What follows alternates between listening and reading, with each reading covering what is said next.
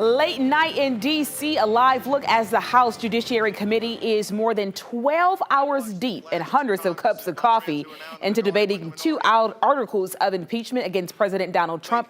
We are looking at Georgia Representative Doug Collins there. He has been so vocal. He is the highest ranking there for the Republicans on the House Judiciary Committee. So Democrats are the majority, though, on the committee. So when the vote happens, it is expected to be along party lines. In Georgia's two Democrats and one Republican are ready to vote with their parties. Here's John Sherrick.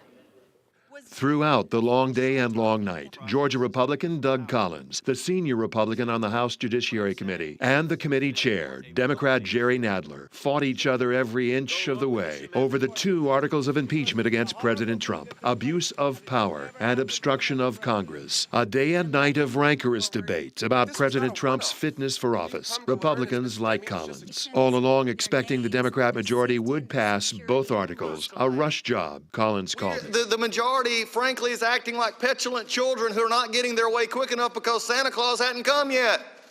Believe me, they're getting ready to vote for their Christmas present.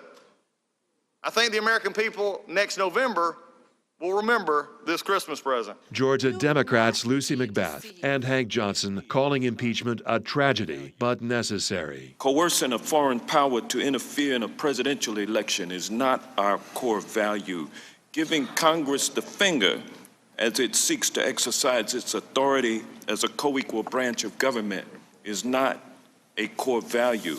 We must impeach this president. Impasse over impeachment. Neither side budging in all of this debate. The full House is expected to vote on impeachment next week.